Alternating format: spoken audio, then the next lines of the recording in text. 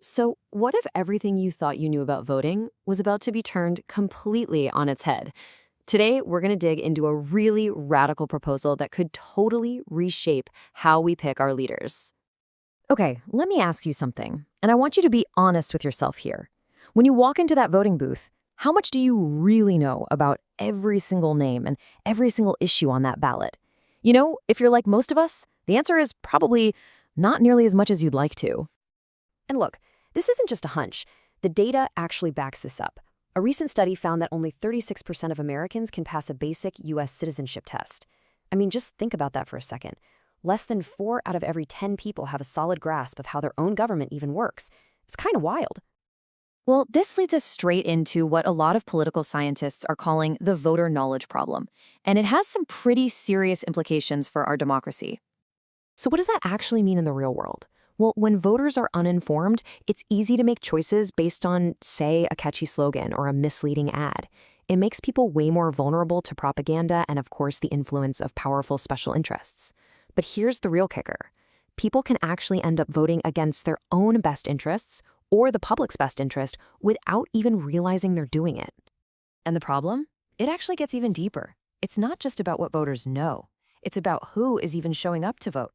The Brennan Center for Justice points out that our current electorate, well, it doesn't really look like our country.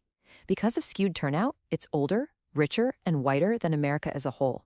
So the folks who are deciding our elections are often not a truly representative slice of the population. All right, so if that's the problem, what's the solution? Well, there's this really bold idea that's gaining some traction, one that tries to tackle all of these issues at once. It's called election by jury. Just imagine for a second a system where every single person who votes has the time and the resources to become a real expert on the candidates and the issues before they cast their ballot.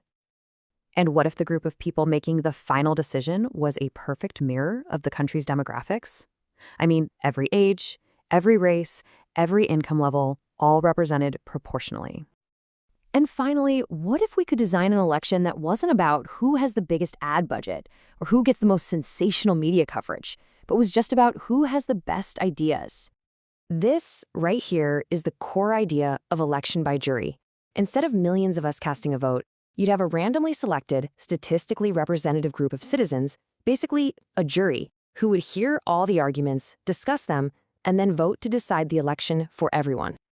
So I know what you're probably thinking right now. How on earth could a system like this actually work in practice? Well, the process that's being proposed is actually pretty straightforward. It really breaks down into 3 key steps. First, you get the jury, selected by lottery to create a statistical snapshot of the entire population. Second, and this is the most important part, these jurors deliberate. They hear directly from the candidates, they get to question experts, and they discuss all the issues with each other. And then finally, after this really intensive deep dive, they cast a secret ballot to decide the winner. And when you put the two systems side by side like this, the contrast is just stark. In our current system, voters are often low information, the electorate is skewed, and there's basically no real deliberation. With election by jury, the supporters of this idea argue you get the total opposite, a highly informed group that is perfectly representative and where thoughtful discussion is the whole point of the process. Now, if this is all sounding a bit like something out of a sci-fi novel, you might be surprised to hear that the core concept behind it is actually ancient. This is really an old idea that's just being renewed for the modern world. You see, the practice of choosing citizens by lottery, it's called sortition, was actually central to democracy in ancient Athens. That's how they filled public offices. It was also used back in Renaissance Florence. And of course, we still use it today in our legal system, right? We trust a randomly selected jury of 12 people to decide life or death court cases. So the question is, why not trust them to decide an election? So what's the ultimate goal here? What kind of future are the advocates for this system trying to build? It's really nothing less than a new vision for democracy.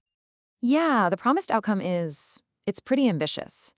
Proponents argue that this system would lead to more rational decisions and much fairer results that truly reflect the will of the entire population, not just the slice that happens to show up to vote. By forcing people to deliberate, it could seriously reduce the toxic polarization we see all around us today. And just think about what that means. A government that's maybe more responsive and accountable, one that has to make its case to a truly representative cross-section of the people it serves, not just appeal to the loudest voices or the biggest donors. Which leaves us with this one final, really provocative question. Could a small, informed, and truly representative group of citizens, say 1,000 of them in a room, actually make a better, wiser choice for the country than 100 million people voting with limited information? That's the core debate behind election by jury. And it's definitely something worth thinking about.